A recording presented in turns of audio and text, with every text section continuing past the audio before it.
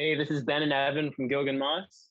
We are super excited to be joining Eddie from the Nebula Music Podcast today and excited to get into this interview.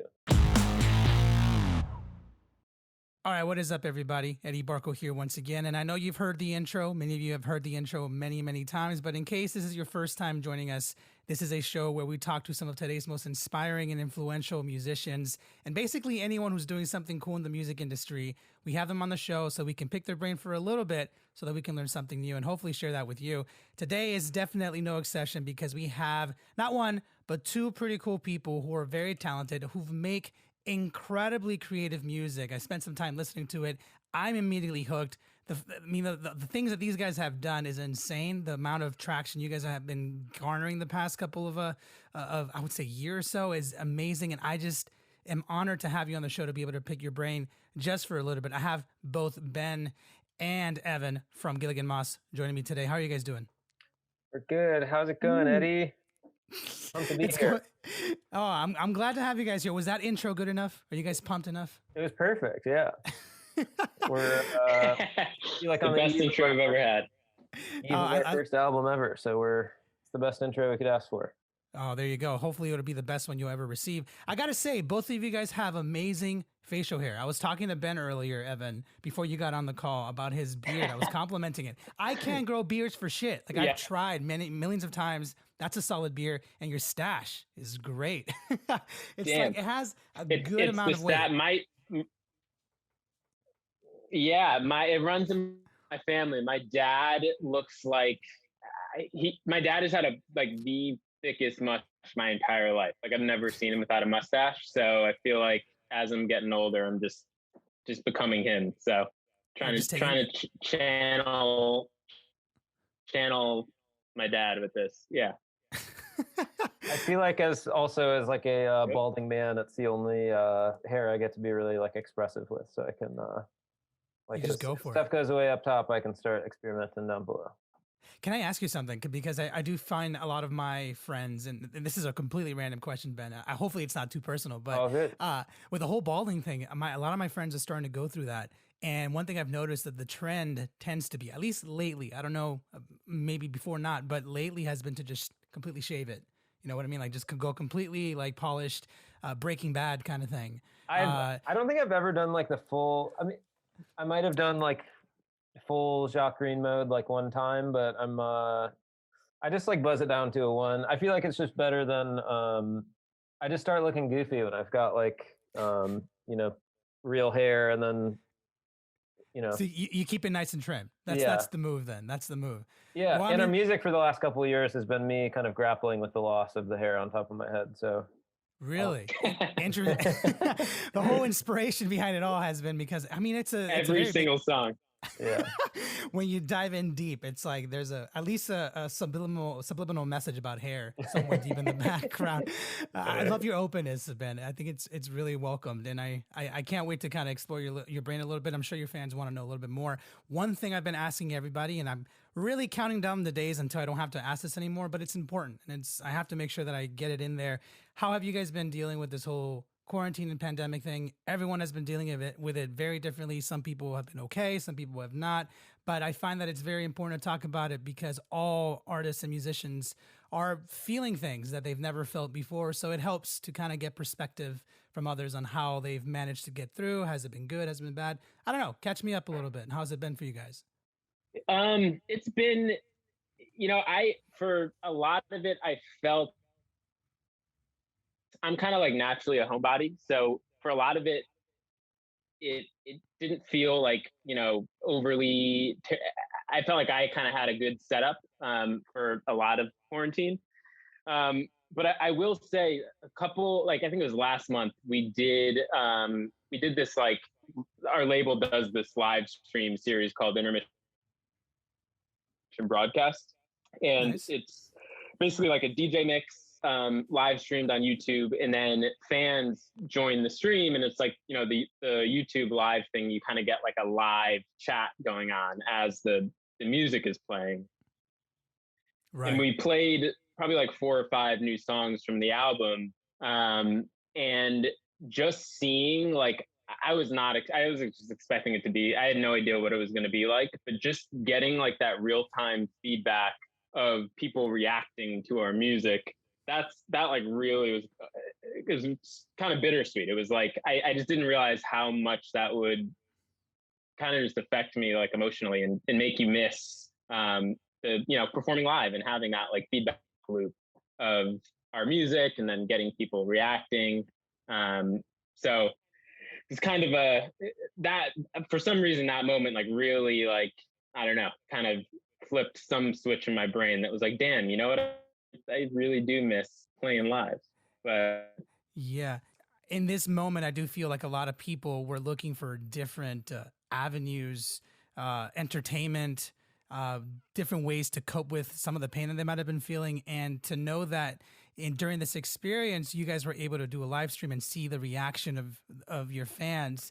I think that's actually kind of a very good feeling that I'm not sure if you would have felt otherwise without it.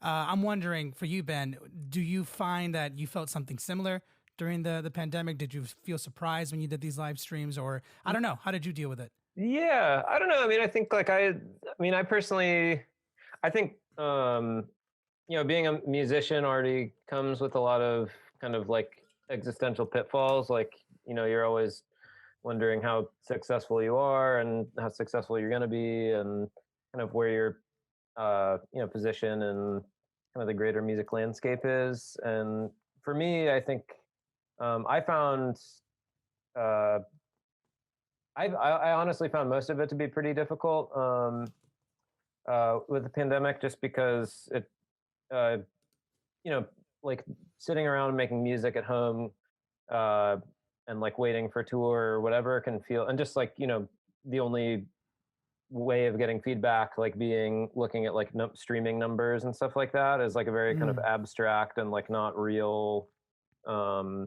feedback mechanism. And you know, yeah, it was hard. It's been hard the last year, just to like you know, there are times where I feel motivated and really excited by playing music, but a lot of the times it's like, you know, when you're at home and there's no shows or anything, it's kind of like it can be a challenge to make that happen. And I don't know, I'm really excited for us to kind of like move you know, into a world where we can imagine having like live shows and get in front of people. And it's very gratifying to me to like see people move and talk and dance to music. And not to, I'm not an egomaniac by any means, but it's just very like to me the like very best part of creating music is going out and seeing it in the world and seeing how people react to it, because like once it leaves our hands, it's really somebody else's stuff in a way. So yeah, it's, you know, I'm excited for the, you know, the upcoming year because of that. I'm happy for you too, because there's nothing more beautiful than to find out how much your work, whether it's music or something else, but there's always this beautiful moment where you just find out how much what you've made means to people. Because like you were saying, no number of stats or whatever can really help you feel that. I mean, unless you're getting like billions of streams, right? But I but imagine even then it doesn't have the same you know, there's nothing, the weight. Yeah, there's no feeling behind it. Exactly. I'm wondering, I'm sidestepping here for just a quick second, but after talking with you two for just a couple of minutes, I'm kind of getting this interesting partnership between you two, because I've read your history a little bit. I know that you guys have been friends for a while, but there is this sort of, and correct me if I'm wrong, but I'm just picking up on this sort of opposites kind of thing between you two, whereas maybe Ben, you seem to be a little bit more reserved, and Evan, you seem to be a little bit more outspoken. I don't know. I could be wrong. This is literally me basing this judgment. What do you think about that take? I think you got that backwards. Did I get that backwards? Wow. Okay. Elaborate, please. Elaborate for me. Well, Ben, so if you come to a Gilligan Moss show, you might think I'm like the mute, like we kind of have like the odd couple where Ben does all the talking and I just kind of like stand there behind my electronics. And that's just like our vibe. Ben is like he's like a hyper extrovert and I'm like a hyper introvert, I would say. Really? Yeah, but but in the right setting, I think we're all kind of fluid along that dimension anyway. But in general, yeah, Ben is usually he's kind of our point man doing the socializing, and I'm hanging back. Wow. Ben, what do you think about Hot that? takes. I wish I had an air horn. I'll put it in here. Yeah, I mean, I would think that like traditionally that's kind of been our setup at shows, and like it's really kind of funny historically is that Gilligan Moss just started as Evan's project, and he wrote the first group of songs before I even knew that Evan was Gilligan Moss. And so there was kind of a period where Evan asked me to come on tour, and I was like performing with him, and I was trying to figure out how to just kind of like negotiate my role a little bit. And like at the beginning I was like very careful about like I knew this was Evan's project, and I was like really excited to be able, and really honored to like be able to share it with him. And as our creative partnership kind of grew, I think I felt more confident in my contributions, just like creatively and musically. And the stage thing is a totally different thing, because I just it's like very natural for me to be kind of a performative, like I love being able to like dance on stage and interact with people, and like that's probably really, the most fun part, I would say. Yeah, it's definitely the best part. But yeah, I mean, I think we there are places where that dynamic is like more stark, and places where we're extremely like-minded. So I think we're kind of a good pair in that way. Who knows? Maybe on podcasts the whole thing just flips. I'll do the talking. I gotta come clean. I went completely based on what I saw, so I was judging based on like what your mannerisms. But it goes to show you can't judge a book by its cover. There's so many examples in my life, and just as a reminder, I apologize for that. But I do find that your dynamic is a very interesting one, because when it comes to bands or duos or a group of people coming together to make music, there's always a whole bunch of different things that can happen, right? Either it works incredibly well, but that's incredibly rare, or there's like little riffs or stuff that happens, along the way. But I find that when it works really well is usually when, whether it's two people or a multiple group of people, when everybody encompasses a personality that can kind of complement each other's, right? And what I see with you two, especially after that description you just gave, Evan, it seems like you started with this vision, and then Ben kind of came in, and you two became a thing together to create what it currently is now. But you both still serve kind of the opposite side of the spectrum. I'm wondering for you, Evan, and we're going to expand a little bit on this, but I'm just kind of curious to unpack this a little bit. Were you open to welcoming other people to your projects? Like always, was that always your personality? I'm not an introvert, but since you are, I don't really know how that plays into that. But I would guess, but I could be wrong, that it would be a little difficult to, open your doors to allow people to contribute to your creative vision, if that makes sense. I don't know. Yeah. I mean, I don't know. From day one, I was just like, I do not want to do this thing alone. Like, so to kind of give you the context, our first, the first very early on, like made a couple songs, then did a remix for Glass Animals at the time they were pretty unknown, and they had this lead single of, I think it was their first EP, called Gooey. And they asked me to remix that song. It did pretty well. And then the very first I never played a show until they asked me to go on like a 30-date cross-country tour with them, opening up at these like 2,000 cap rooms. And from that, like as soon as that started happening, I was like, all right, well, logistically, I can't do this alone. And like emotionally, I definitely don't want to like go on this journey alone. So I definitely, like, from an emotional standpoint, kind of from the jump, wanted a partner. And then I think creatively too, it's the kind of thing where like, I feel like I've always kind of, recognize like the power of a creative partnership. Mm.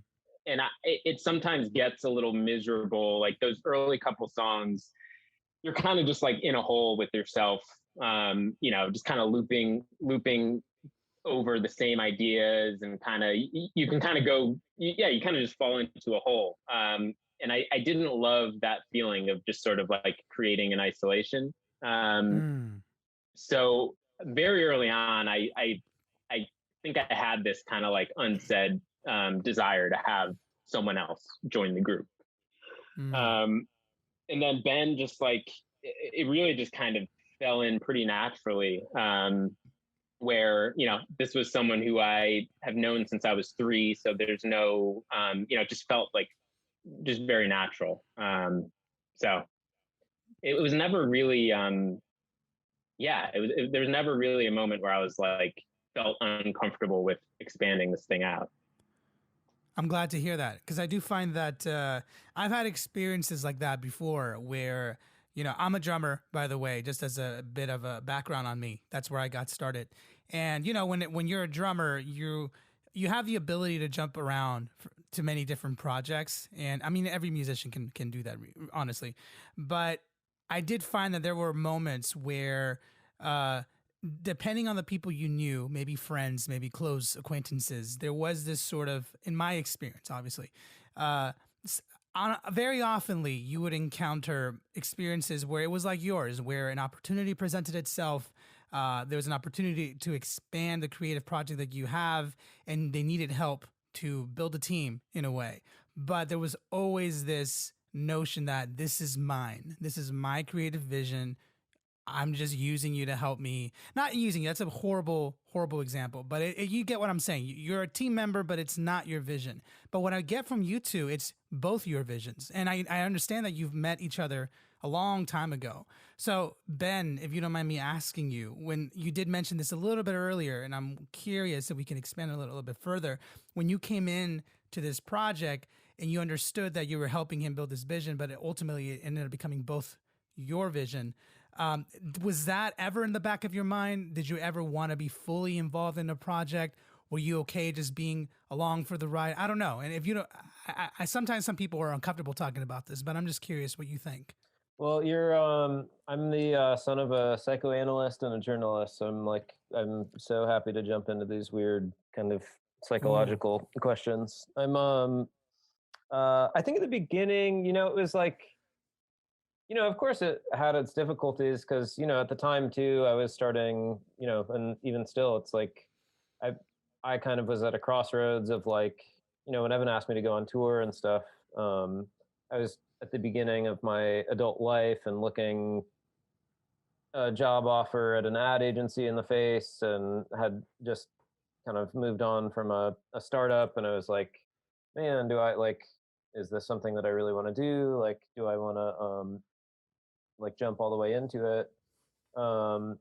And obviously I'm really happy that I did. And I think, it was hard for me both. I like a little bit at the beginning. I mean, it was really exciting and super fun. But just kind of like learning how to negotiate that space a little bit, because I mean, like you said, it was, it was Evan's vision. And I had really never imagined like making music. I didn't really know anything about electronic music. I was a totally, and what's really funny is that, I played music my whole life. I played in a bunch of bands in college and trained as like a jazz pianist. And oh, no way. Awesome. yeah, and I just never, and I kind of always wanted to work in music. And it's just funny, like the startup I was working at was at, this electronic musician, Dan Deacon, had a funny, weird startup in Baltimore, and I worked there, and I was like trying to use that as a jumping off pad to get into the music industry. And it's funny that I landed like in a band on tour with Glass Animals. And yeah, I guess I just got to say, over time, I think like I really think that Evan and I have been able to like, negotiate a creative relationship that really respects both of our visions and tastes. And it's really, it brings me a lot of joy that we can like both derive creative pleasure from our shared project, and we can both whether it's on a song level or a part level or arrangement level, like we both find places that feel like our personal creative expression, and then when that comes together, that's kind of where the magic happens, so to speak. And yeah, I mean, I think it feels like very comfortable. There are very few creative battles that ever feel like a battle of wits or ego. I mean, we've definitely had some, but like not. I think we do a really good job of kind of figuring those boundaries out and respecting each other's vision. I think the part that made it the easiest was like I didn't really have a vision when that, like, there wasn't like it helps to not really know what's going. There's no vision there. But like if this was like a super fleshed out like thing with like the whole look and the just like everything was just figured out, I think it would have been harder probably for Ben to like fit into whatever this thing was. But we had to still do so much discovery, where I think up until this album, really like within the past, like very recently, have we arrived at a place where we have somewhat of a firm identity of like what we want to do and who we want to be. So I think that has made it so much easier. It's really been both of us kind of co-forming our identity. So yeah. And how long do you think it took you to get to this point where you have some sort of an idea of what you want to be? Because there's a lot of interesting pieces to your story, which if we had a couple hours, we could get really deep into it. But what's interesting, first of all, is how, Evan, you didn't really have like a vision. You were just kind of going for it, and you were remixing, but also making music alongside some artists that I would consider unconventional, but very successful in their unconventional approaches. And then Ben, you're a jazz pianist, which, I play piano too. I'm not nearly as good as you most likely, but I can form progressions and stuff like that. So there's this interesting parallel I see between you two, where there's a lot of randomness, but also controlled randomness. Does that make sense? I don't know if that makes sense, but I guess, yeah, the question is, how is it that you two have gotten to a point where you sort of know what you are, and what is that? Like, what would you classify it as? That's a great question. I think it only took like 5 short years and like 500 failures to arrive at where we are now. It's like only 500, huh? Maybe more. And dropped from a label. Yeah, I mean, I think we had like, I think the first couple things that we put out, we were part of a major label system, and the people we were working with, like, I think, it's kind of complicated to be ingested into a system like that, because I think the acts that can be more successful with the weight and mechanisms of a major label are people that are like really well formed, and we were not by any means. And we didn't really get any positive reinforcement from them. It was like a really kind of tough, when we were originally signed, we had only ever made 4 songs total or 3 songs total, and like didn't really know where we wanted to arrive. And I think we tried a whole bunch of different things, and at one point got a real like super pop fascination and tried to make pop tunes, and then a real club fascination and tried to make club tunes. It took us so long to kind of figure out the sweet spot of like our Venn diagram of interests and influences. Yeah, you get warped. Your thinking gets, I mean, I don't want to like blame it on anybody. Like it's ultimately us, but you get warped when you're in that kind of system early on in your development. I think the things that matter in that system are things like radio play and things that I don't think we were ever like built to do necessarily. Like we're not. I don't think that was ever going to be like our natural thing. And I think that it took us a while to kind of figure out like, oh wow, that's like we just need to focus on like what makes us us. And I think part of that was kind of going through that journey of like, all right, we're we're in this major label world. This didn't work. And then we, have now landed with a much just kind of a different vibe, and the things that matter where we are now are just very different. And it's, in a lot of ways, it's probably like not dissimilar to like as you age as a person. It's like you kind of just get more comfortable in who you are. So I think we were also, I mean, just to like finish up really quickly, I think like at the beginning, I think in any artistic pursuit, you can confuse like financial and like, popular success with like personal and artistic success. And we were really driven by, we really wanted to succeed. We had, some really great support and really cool looks early on, and that felt very like fulfilling. And we wanted to blow the balloon up as big as it could be. And once that balloon popped and we kind of like looked at what pieces we had on the ground, it was like, okay, well, I mean, the only way we can build this up is if we're doing stuff that we can totally get behind, because otherwise it's just always going to be kind of a hollow exercise. Yeah. There's a lot of really wise statements that both of you made that are so interesting to unpack. One thing that stood out to me that I want to ask, and I just want, honesty if possible, but we don't have to talk about this, but I guess my question is, why do you feel like, I mean, clearly right now where you're headed is working for you and it's perfect and it's vibing with who you two are. But at the time, as you were describing a couple years back when you were trying it, doing different things, you were testing the waters and nothing seemed to be working. I'm generally curious your opinions on this. Why do you feel like some of the things that you tried weren't working? Was it just because it wasn't you, or was it something else? And the reason why I'm asking is I get tons of requests from up and coming artists, people who are, they either want to be with a label, they have the dream of succeeding. And it's interesting when you see a lot of the creativity, there is these little examples of their personality and their music where you can see how different it is, but then ultimately you start to see them mold into pre-existing stuff, if that makes sense. Yep. So you two have always, in my understanding and the music that I've listened to, have had this unique flavor to what you do. Like it's different enough where it doesn't sound like a lot of the same things I've heard. So one would think that, how you hear the cliche, like, oh, the way to make it is just be different. Well, to me, it seems like you guys checked that box off. So then the question becomes, why didn't it work at the time and why is it working now? If that makes sense. Yeah, I don't know if it's, well, I think. Sorry to phrase it like that. I apologize.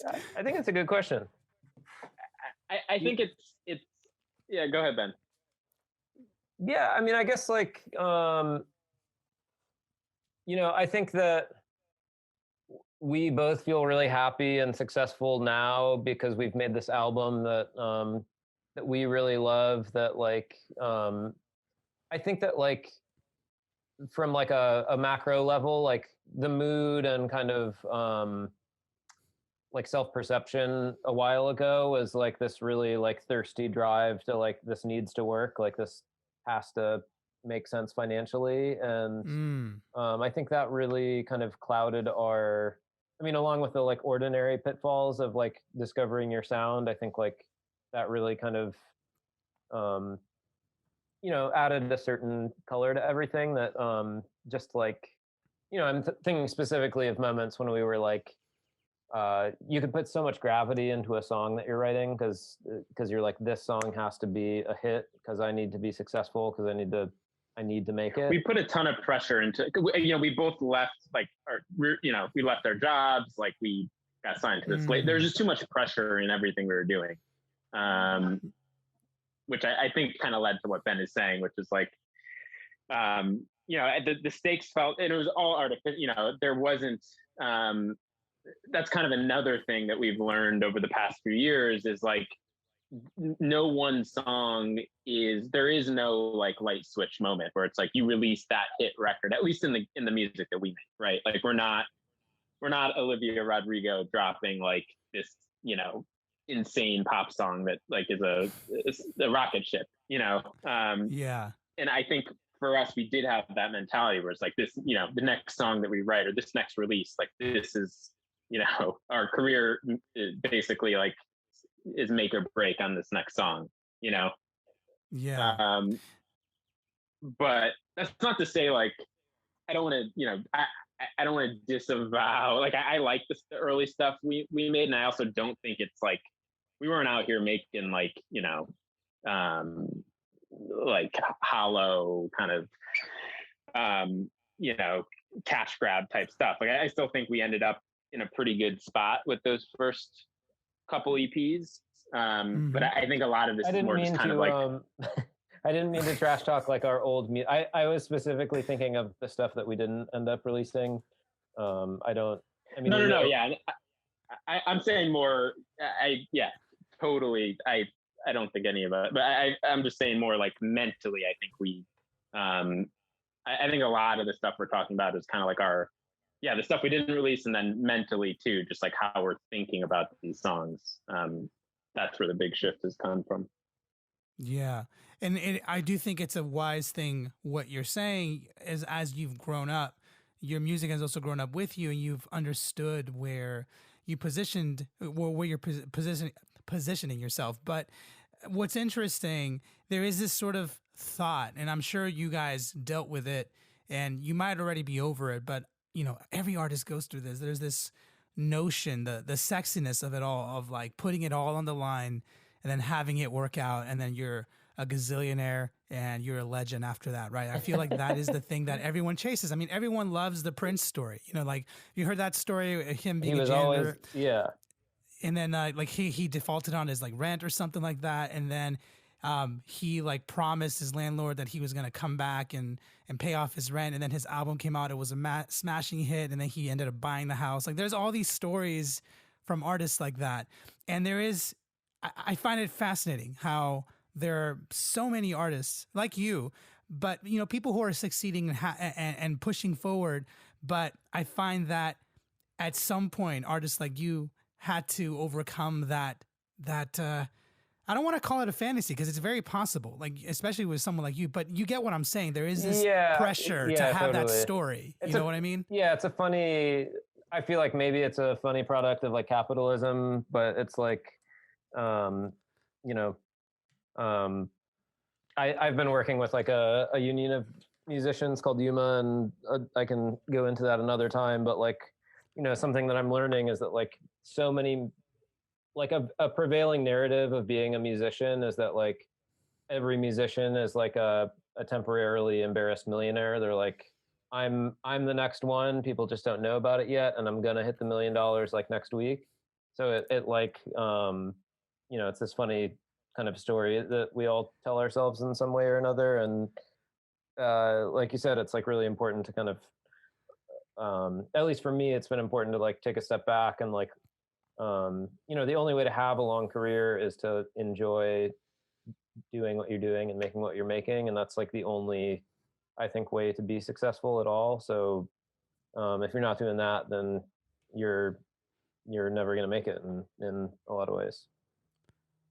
Yeah, I agree. I think that's truly where you find that sweet spot, in my opinion. And this can get very deep very fast. But I'm glad that I brought it up because to me, it's one of the biggest things I'm passionate about. A lot of my audience are up and coming people who are just in the grind, people that want to be, a lot of them want to be in the position where you're at, making music that they're proud of, having a team behind them. And, just being able to do stuff that they're proud of is such a hurdle for so many people. And I find that one of the biggest hurdles to get over is that mentality, yourself. And it sounds so fucking corny. I know it sounds so corny, but it is true. It is true. It's the biggest like mental, I mean, that's been the biggest like kind of hurdle for us to clear, honestly, over the past like 5 years is like just redefine it, like figuring out exactly what success looks like for you, and that it's different than that kind of like that cliche $1 million success. It's something more kind of modest and wholesome, but I mean Ben and I spend like the amount of kind of navel gazing talking about this stuff that Ben and I go through is like we're very used to just going deep on this stuff. Oh, I love it, man. And I appreciate you guys being open-minded about it, because it's not easy to talk about it, but this is what helps everybody grow. And I always say that. And I think it's important to be able to have these kind of conversations that, make everybody feel comfortable. And on that topic, actually, since you've guys have gone through so much, like you said, you were at a major and eventually you moved on to something else. And now you're, I would say the team that you guys are with are pretty major too, but it's maybe they operate a little bit differently where they give you the freedom to do what you want. Mm-hmm. How would you describe the music that you're currently making now then? Because it is different enough where, the generic way to put it is like electronic pop maybe, but it goes deeper than that. And I want to know, now that you guys are in a much better spot, you understand who you are as musicians and where you want to go. How do you guys classify what you make? It's hard. It's we kind of set out to I think Ben and I have one of the things that make the partnership pretty smooth is we have different tastes in some respects, but we generally, like, our taste compass is very tightly aligned. Like, we generally like the same stuff, and that's something over the past few years too, where I think like our kind of hive mind has converged in a lot of places. And I think with this record, it was, how do we make something that feels like, and this is probably going to sound like word vomit, but like, how do we kind of take all of the things that we like, all the influences, and kind of shake it up and have it all sound cohesive and create something that's kind of nominally under the umbrella of like dance music or like, electronic music, but has a healthy amount of all these other influences in it. So like one big part of this album was, how can we get like a lot of like the 70s like album music that we love, like anything from like Steely Dan or like Sly or Stevie Wonder, you name it, like kind of some of this, just the sounds, even as simple as like, how can we get more guitar into like electronic music? That was like a big thing going into this. So yeah, I don't know, there's no kind of real, we always struggle with having like a succinct answer to what our sound and what we're making is, but it definitely like feels like we've arrived at a place where it's kind of like all our tastes, pop, electronic stuff, older music, all kind of timelessly put together. That was sort of the goal. I think like for me, it's easier for me to define in terms of like mood and space. Like I think like we try to make really warm, and to tie into kind of like our journey of like getting here, like I think we really tried to look the seriousness of electronic music in the face and kind of challenge that kind of like prevailing like mood. Like I think we're such big fans of like a ton of electronic music and pop music and all sorts of stuff, but sometimes it can feel like really heavy-handed or like very dark or serious or whatever. And I think that like we tried to find a place in this group of songs that the listener could go that was kind of warm and felt retro, but like still was rooted in a modern dance floor. And it was kind of this like kaleidoscopic, like summery feeling. Like I think we tried to arrive at something that felt really easy and fun, and there are real moments of like comedy in the record too in places. Like I think we wanted really to like wake people up as they were listening and just to like think about how a song can be a little different. I think we're a little genre agnostic. We're not like totally married to one or the other, but that's kind of how music is nowadays, huh? Yeah. You kind of blend a whole bunch of stuff together, and lo and behold, you have a song. And I think that's one of the most beautiful parts about the time that we're living in. I'm curious, you, Ben, you are the one who plays jazz piano, right? I would say played jazz piano. I think my ability to play jazz piano now is probably like, I am sure you're better than me. I really had to like unlearn so much of that to like to learn how to write music, because I had all these like chord progressions and stuff like plugged into my brain that just are like patently not cool in like electronic music, or like maybe I have the tools to make them like cool now, but like when we were first starting and Evan would do something and I'd like throw in like a seventh chord or like, you know, whatever, he'd be like, get that shit out of here. Yeah, I don't know. No, I don't know. I mean, yeah. I mean, and like strictly speaking, like my, you know, I don't remember how to play like, you know, 80% of the jazz tunes that I used to. But for me, that's also a little bit of an intentional practice, because I feel like I'm best at making something when I like I'm not like an expert at it. I can kind of turn my brain off a little bit.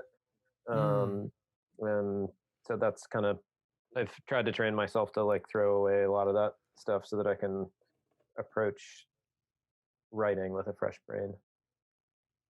Yeah, you ever think that is very fascinating that you bring that up, because I grew up playing jazz too. Like I'm a jazz drummer by a trade, and I'm on the same page as you are too. I'm not sure if Evan, if you feel this way as well, but I found that as I entered into the producing world, where I've done a lot of my work lately, there was this barrier, a very strange barrier. And I've talked about this before on this podcast with several other producers too, how there is this interesting phenomenon where especially if you've been trained or if you've grown up learning about music, chord progressions, maybe beyond the basic stuff, but like the really complex stuff, it is interesting, for me at least, my experience was very limiting to have all these rules in my head to understand how things work together.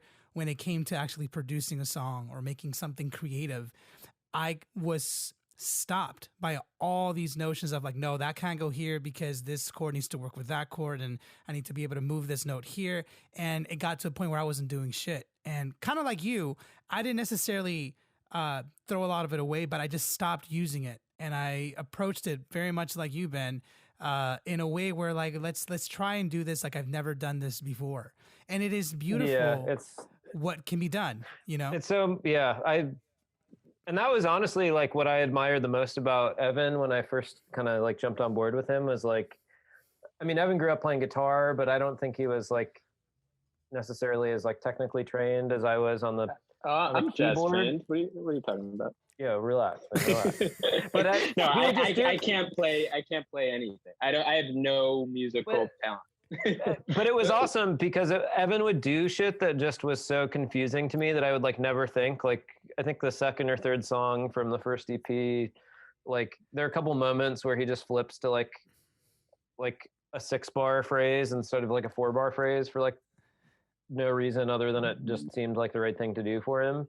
And like there are just so many cool moments where I'm like, to me is like the most technically brilliant thing that somebody could have done, but Evan just was like, oh, it just sounded cool, and I didn't think like I didn't even notice that was interesting. So yeah, I mean, Evan, you remind me of my production partner Kijo. She's exactly the same way. She is one of the greatest singers I've ever worked with. Like, she's a theater singer, so she can belt like crazy. But when it comes to music, even though she understands music and can play piano a little bit, doesn't have any composition background, doesn't know how to read or write music, and will sit there and just come up with the most beautiful, intricate, complex musical ideas that me, being from a jazz background, would never, ever sit there and write something like that because it doesn't make sense on paper.